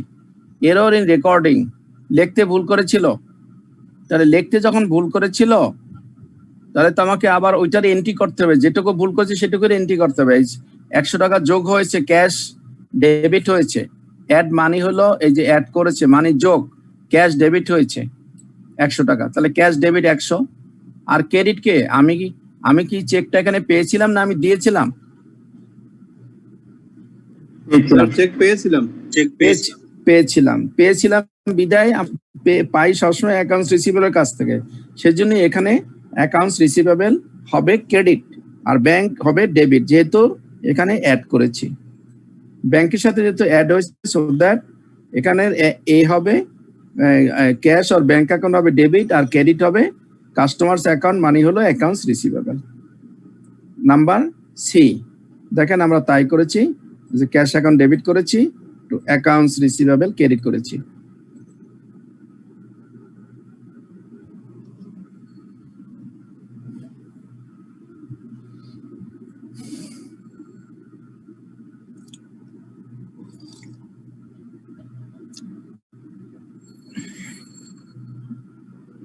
নাম্বার ডি, আর এক্সপ্লেনেশনটা কি হবে এটা?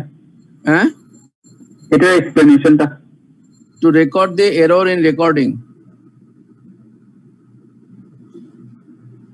or to record the error in writing in place of 290 recorded 190.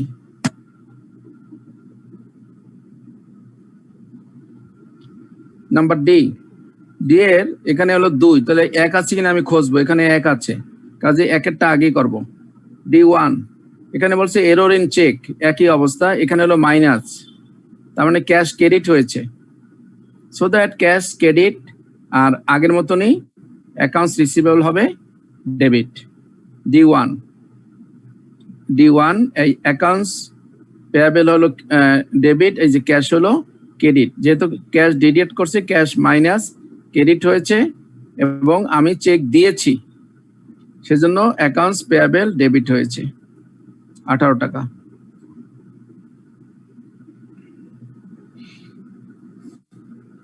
আমি যে চেক দিয়েছি কিভাবে বুঝলাম? আমি যে চেক দিয়েছি বুঝলাম কিভাবে? চেকের নাম্বার দেখে, চেক নাম্বার দেখে, চেক নম্বর থাকলেই ভাববেন আমি চেক দিয়েছি। কোশ্চেনে কিছু এরকম ক্লিয়ার বলা থাকবে না, কিন্তু বলা থাকবে চেক নম্বর। চেক নম্বর অর্থ হলো আমি চেক দিয়েছি।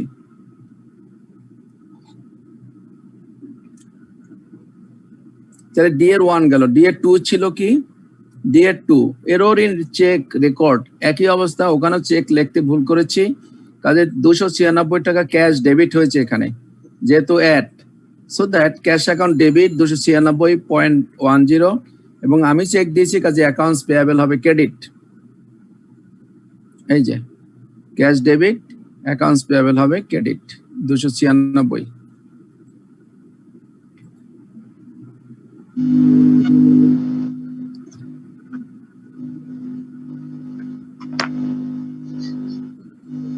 সবাই কি জানাগুলা বুঝতেছেন তো? না বুঝে লেখে কোনো লাভ হবে না।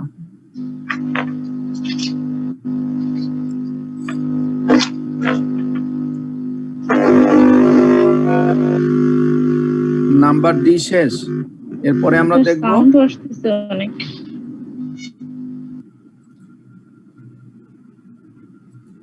নাম্বার ডি শেষ। এবার আমরা দেখবো কত?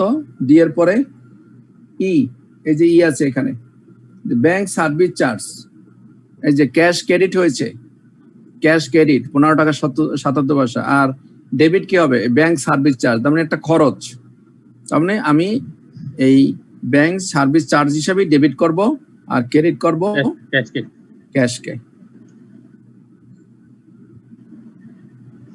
এখানে এন্ট্রি করা হয়নি,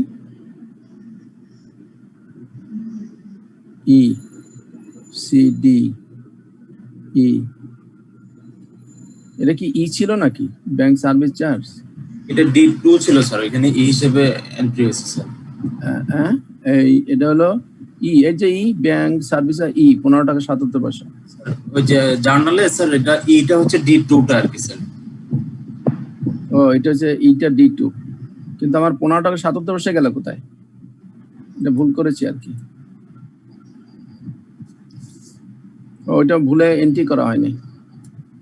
ওকে, তাহলে এন্ট্রি করে নেন, ওটা ভুলে এন্ট্রি করা হয়নি আমার। এখানে যেহেতু ক্যাশ ক্রেডিট, ক্যাশ হবে ক্রেডিট আর ডেবিট হবে ব্যাংক সার্ভিস চার্জ 15 টাকা 77 পয়সা।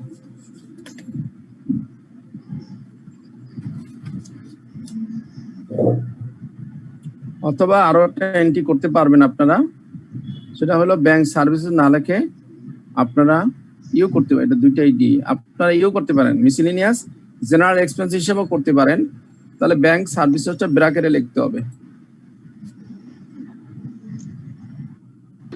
স্যার ব্যাংক সার্ভিস চার্জটা মনে হয় ভালো হয় বুঝতে sir, bank service charge debit আর ক্যাশ ক্রেডিট করলাম, লেখেন, সমস্যা নাই,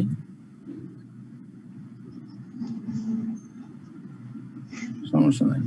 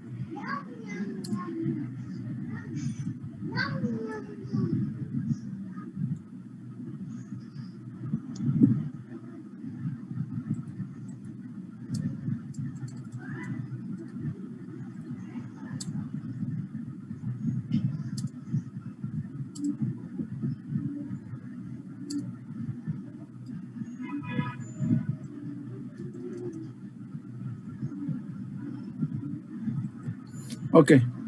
Then F, collection of M South North Bank, এখানে 520 টাকা, তার মানে ব্যাংক অ্যাকাউন্ট হচ্ছে ডেবিট 520 টাকা। আর ক্রেডিট কি হবে? আমি একটা নোট পেয়েছিলাম, নোটটা আমার কি হয়েছে, কালেকশন হয়েছে না হয়নি? দেখি ডিজনার না অনার? ডিজনার। হ্যাঁ স্যার কালেক্টেড, মানে কালেকশন হয়ে গেছে। অনার, এই যে লেখাই আছে, এই যে কালেকশন, তার মানে অনার। এই যে লেখা আছে এফ, লেখা আছে কালেকশন, তার মানে অনার হয়েছে। ক্যাশ ডেবিট, ক্যাশ ডেবিট হবে আর অ্যাকাউন্টস রিসিভেবল ক্রেডিট হবে। ক্যাশ ডেবিট হবে, অ্যাকাউন্টস রিসিভেবল ক্রেডিট হবে। সরি, অ্যাকাউন্টস রিসিভেবল না তো, নোট রিসিভেবল। তো নোট ছিল, নোট রিসিভেবল। এই যে দেখুন, ক্যাশ ডেবিট, যে নোট রিসিভেবল 500 টাকা, অ্যাকাউন্টস রিসিভেবল, ক্যাশ ডেবিট হলো, নোট রিসিভেবল ক্রেডিট হলো 500 টাকা। এখন ওখানে আমি আরো পেয়েছি, কি পেয়েছিলাম এখানে? আমি আরো পেয়েছি ইন্টারেস্ট, 25 টাকা ইন্টারেস্ট পেয়েছি, আর 5 টাকা আমার কাটা গেছে ব্যাংক চার্জ। তাহলে ইন্টারেস্ট পেয়েছি 25 টাকা, ইন্টারেস্ট ইনকাম 25 টাকা, ব্যাংক চার্জ 5 টাকা, সেটুকু আপনাকে এন্ট্রি করতে হবে। এই যে মিসেলিনিয়াস জেনারেল এক্সপেন্স আর ব্যাংক চার্জ 5 টাকা ডেবিট, আর ওই যে ইন্টারেস্ট ইনকাম করেছি, ইন্টারেস্ট রেভিনিউ 25 টাকা, ইন্টারেস্ট রেভিনিউ আমরা ক্রেডিট করেছি 25 টাকা। ক্লিয়ার? এটা এক্সপ্লেনেশন কি হবে স্যার? জি, এটা explanation. explanation to record the collection of note receivable. To record the note receivable collection or collection of note receivable.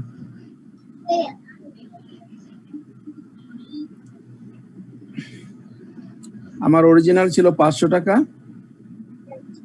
R interest পেয়েছি 525 টাকা, আর ব্যাংক চার্জ নিয়েছে 5 টাকা, আমার অ্যাকাউন্টে জমছে 520 টাকা। সেই জন্য ক্যাশ আর bank debit 520, miscellaneous general expense আর ব্যাংক সার্ভিস চার্জ 5 টাকা, আর আমার কাছ থেকে চলে গেছে নোট রিসিভেবল, সেটা ক্রেডিট, এবং ইন্টারেস্ট ইনকাম পেয়েছি, ইন্টারেস্ট ইনকাম ক্রেডিট। কারো কোনো কনফিউশন আছে?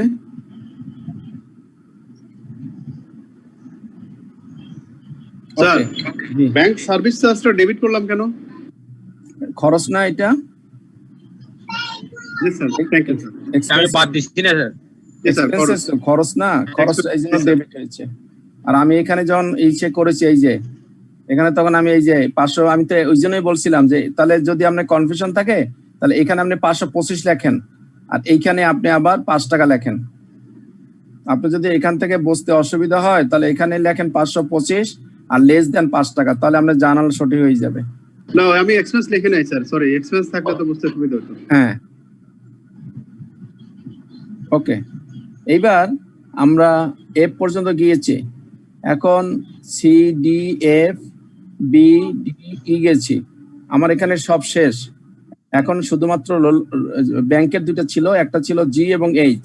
জি নাম্বার দিয়ে লিখবো নো এন্ট্রি রিকোয়ার্ড, জি দিয়ে লিখবো নো এন্ট্রি রেকর্ড, এইচ দিয়ে লিখবো নো এন্ট্রি রেকর্ড। এটা হলো ব্যাংকের, সেজন্য আমি নো এন্ট্রি রেকর্ড লিখে দিচ্ছি। এই দুটো ব্যাংকের ছিল।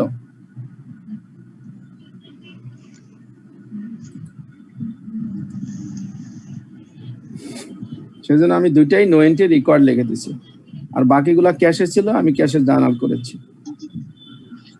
এবার বলেন কারো কোনো কোশ্চেন আছে কিনা, বা বোঝেন কেউ আছেন কিনা?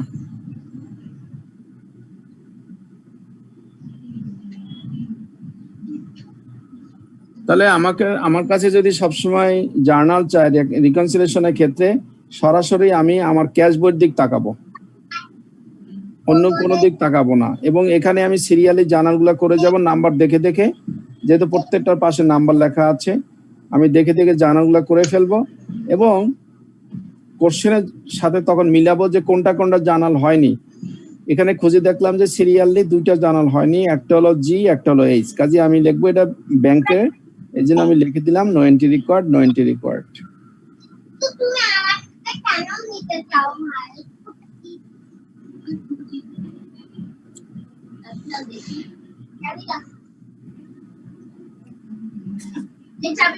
তাহলে আমরা এখন সেকেন্ড প্রবলেমে যাচ্ছি।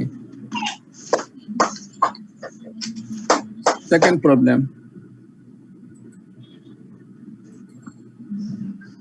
তো সময় নাই স্যার, একটু আলোচনা করি, নেক্সট ক্লাসে সোজা হয়ে যাবে।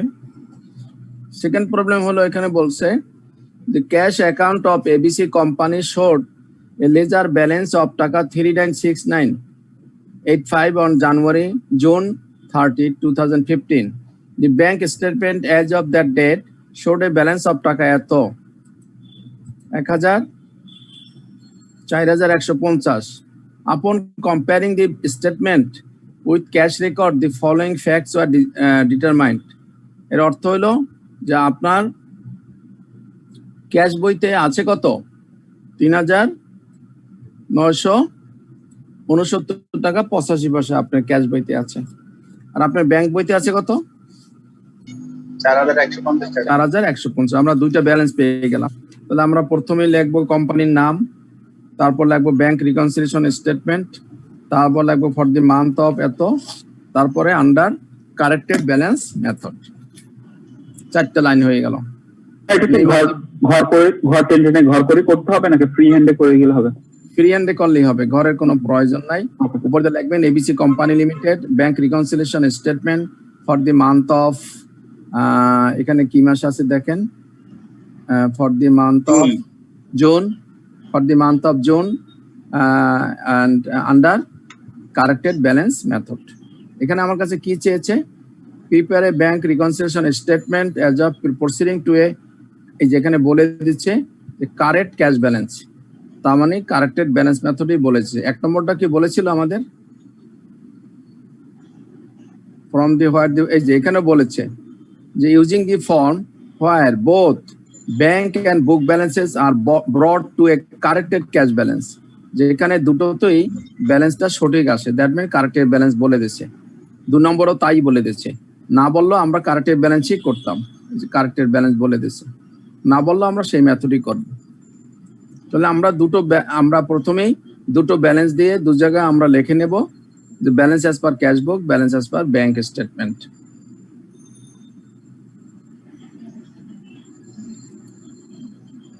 তারপর নাম্বার 1 এখানে বলছে there were bank receive service charge for June of টাকা 25, ব্যাংকের সার্ভিস চার্জ 25 টাকা কেটে নিচ্ছে, ব্যাংক সঠিক কাজটাই করেছে। তাহলে আমরা কি করব, আমার অ্যাকাউন্ট থেকে মাইনাস করতে হবে। হ্যাঁ, আমার ক্যাশ বই থেকে লেস হবে বা মাইনাস হবে, আমার ক্যাশ বই থেকে লেস হবে বা মাইনাস হবে। আমরা আগে মাইনাস করে নেব 25 টাকা ব্যাংক সার্ভিস চার্জ হিসাবে ক্যাশ বই থেকে।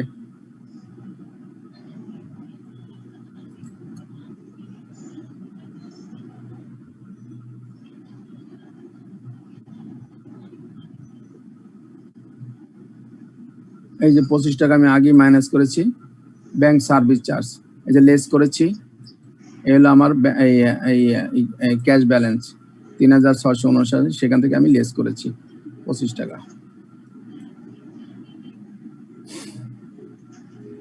নাও নাম্বার 2। স্যার এইখানে দুইটা যোগ আপনি একসাথে দেখাইছেন, কিন্তু আমরা যদি একটা সিঙ্গেল লাইনে চেক করে যাই তাহলে একটা সিঙ্গেল দেখালে কোনো সমস্যা নাই, আমার আরেকটা আছে দেখে আমি এখানে যোগ করেছি।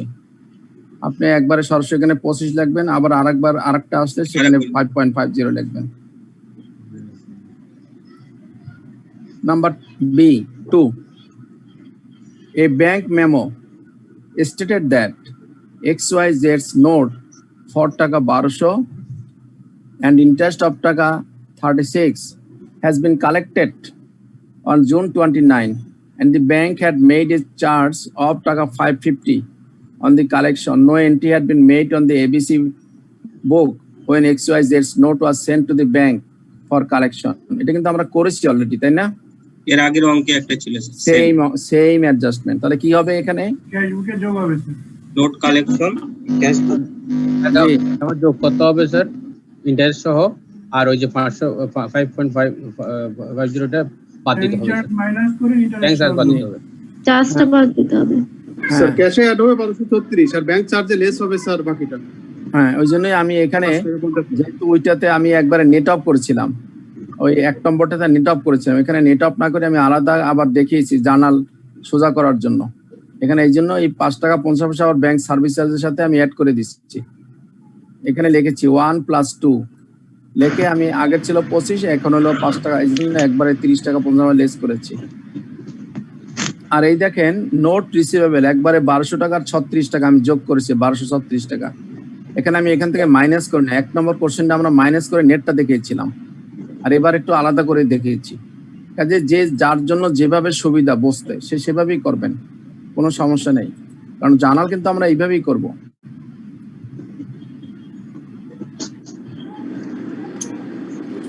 ওকে, তারপরে কি হলো নাম্বার 3, রিসিভস ফর জুন 30 4 টাকা 3390 were not deposited until July 2 আমরা করেছি 1 নম্বরে, বলেন কি হবে? Bank in transit, deposit in transit sir, deposit in transit sir, right. তাহলে 2 তারিখে ব্যাংক জমা করেছে, জমা করার কথা ছিল 30 তারিখে, আমরা 1 নম্বর অঙ্ক করেছি একই জিনিস। এটা ব্যাংক ব্যালেন্সে ব্যাংকের সাথে যোগ হবে, রাইট। তাহলে ব্যাংক ব্যালেন্স এই যে আমার ছিল 4150, তার সাথে আমি যোগ করেছি ডিপোজিট ইন ট্রানজিট, এই নামেই যোগ করেছি, এই যে 3399 3390 যোগ করে দিছি।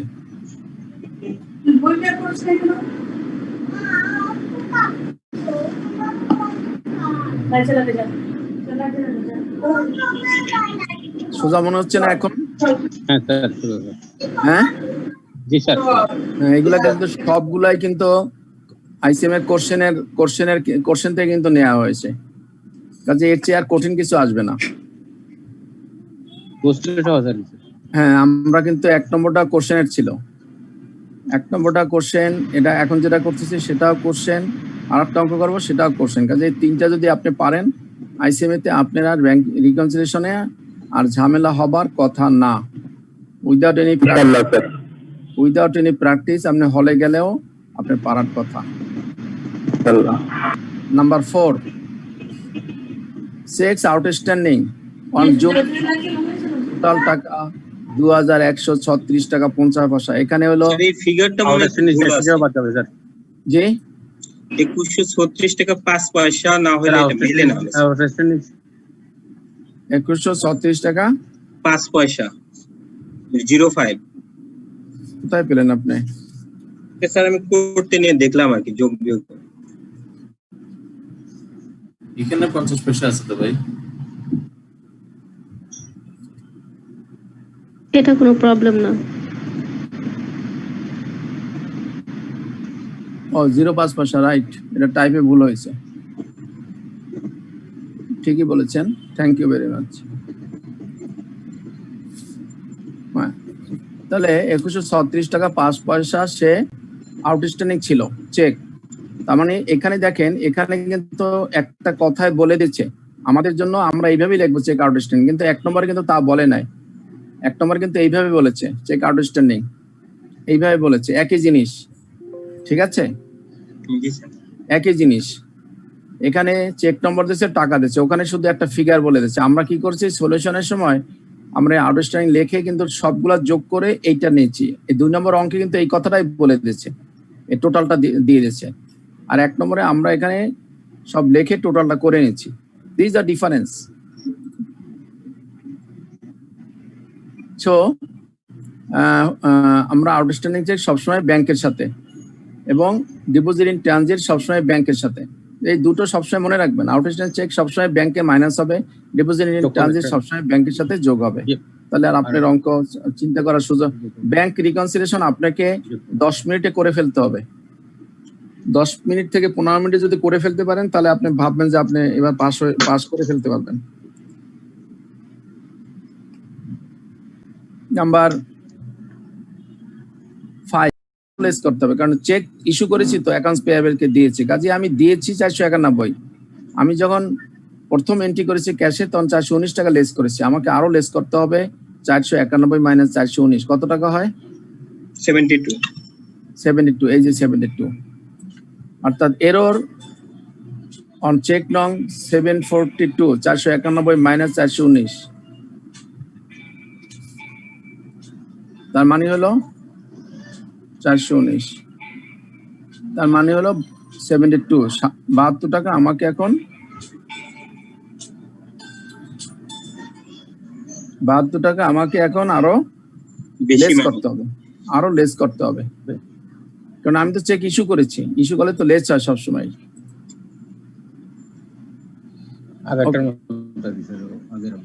এরপরে কি করেছি, এন্ড চেক নং 747 ইন দি অ্যামাউন্ট অফ টাকা 58 টাকা 20 পয়সা হ্যাড বিন এন্টার্ড অ্যাজ 582 টাকা। এখানে আবার বেশি লিখে ফেলছি, 582 টাকা বেশি লিখছি, তাহলে 582 টাকা লিখে ফেলছি, তাহলে 582 মাইনাস 58.20 এত টাকা বেশি রেখেছি, এত টাকা বেশি লেস করেছি, কাজে যেহেতু লেস বেশি করে ফেলছি, কাজে এখন যোগ করতে হবে। যোগ করলে আমার কারেকশনটা ঠিক হয়ে যাবে। তাহলে 582 মাইনাস 58 টাকা 20 কত টাকা হয়? 523 টাকা, 523 টাকা 8 এই যে 523 টাকা 80 পয়সা আমি আবার যোগ করলাম, আমার অ্যাকাউন্টে যোগ করব sir. Error on check number 747, 582 minus 58 টাকা 20 পয়সা, যেটুকু বেশি লেস করে বেশি আগেই লিখে ফেলছি, 582 টাকা আগে লেস করেছিলাম, হবে 58 টাকা 20 পয়সা, সেজন্য আবার যোগ করে দিলাম 523 টাকা 80 পয়সা।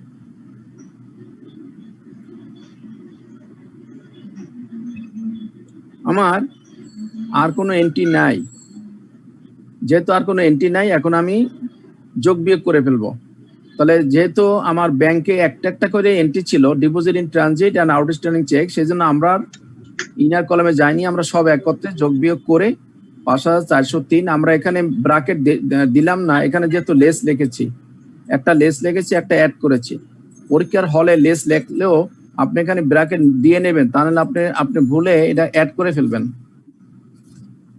ওটা চোখে দেখে দেখে চোখের ভুল হবে, তাহলে এই জন্য আপনি অ্যাড করে ফেলাই ভালো, এই মাইনাস দিয়ে এই ব্র্যাকেট দিয়ে দেওয়াই ভালো, তাহলে আপনার ভুলটা হবে না। এই তাহলে একটা যোগ হবে, একটা মাইনাস হবে, তাহলে this is call corrected bank balance, this is call corrected bank balance 5403 টাকা 95 পয়সা। ঠিক তদ্রুপ এখানেও আমি ব্যাংক ক্যাশে গিয়ে আমি কি করব, আমি যতগুলা অ্যাড করেছি সবগুলা যোগ করব, যোগ করে একটা ফিগার নিয়ে গেলাম আউটার কলমে, 3টা যোগ করে একটা আউটার কলমে নিয়ে গেলাম, আমি আগে ব্যালেন্সের সাথে আমি যোগ করে নামালাম।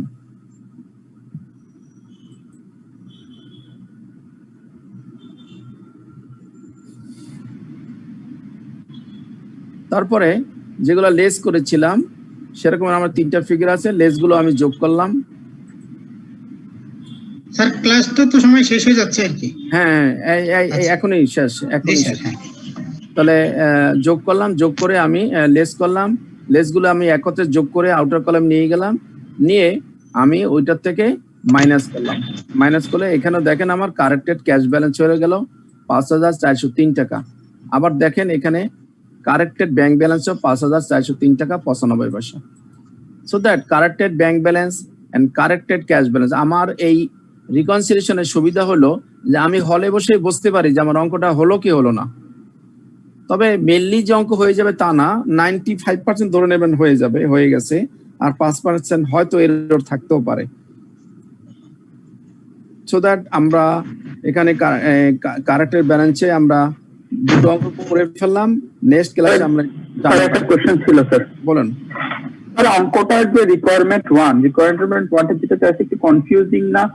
আর proceeding to correct cash balance কেমন জানি মনে হয় যে সিঙ্গেল সাইড, মানে একটু কনফিউজিং স্যার। প্রসিডিং মানে আপনি প্রসিড করেন টু এ কারেক্ট ক্যাশ ব্যালেন্সের দিক প্রসিড করেন, এই বলছে আর কি। জি স্যার, কেমন জানি সিঙ্গেল সাইড শোনায় স্যার। যাই হোক, এটা প্রসিডিং এ টু এ কারেক্ট ক্যাশ ব্যালেন্স, হ্যাঁ ঠিকই বলছেন আপনি, ঠিকই ধরেছেন, মনে হচ্ছে যে সিঙ্গেল এন্ট্রির মতন বুঝাচ্ছি আর কি। হ্যাঁ সেটা সেটাও বোঝা যায়, এটা ঠিকই বলছেন, কিন্তু আমরা কারেক্টলি করে ফেললাম। জি স্যার, থ্যাংক ইউ স্যার। তো আমরা নেক্সট ক্লাসে এটা জার্নালগুলো করব। আইসিএমএর থেকে ওয়ার্নিং দিয়েছে 10 মিনিট এক্সেস হয়ে গেছে। তো থ্যাংক ইউ ভেরি মাচ সবাইকে। নেক্সট ক্লাস ইনশাআল্লাহ দেখা হবে, এবং ক্লাস কেউ মিস করবেন না, কারণ এই প্রতিটা ক্লাসই এখন খুব গুরুত্বপূর্ণ। যেগুলা সামনের ক্লাসগুলা আমাদের আছে সেগুলা কিন্তু প্রত্যেকটা ইম্পর্টেন্ট ক্লাস। সুতরাং সবাইকে thank you very much sir. হ্যাঁ, সবাইকে রিকোয়েস্ট করব ক্লাস আর মিস করবেন না ইনশাআল্লাহ। জি স্যার, থ্যাংক ইউ, অনেক ধন্যবাদ স্যার। আসসালামু আলাইকুম। ওয়ালাইকুম আসসালাম। জি, আসসালামু আলাইকুম স্যার। ওয়ালাইকুম আসসালাম।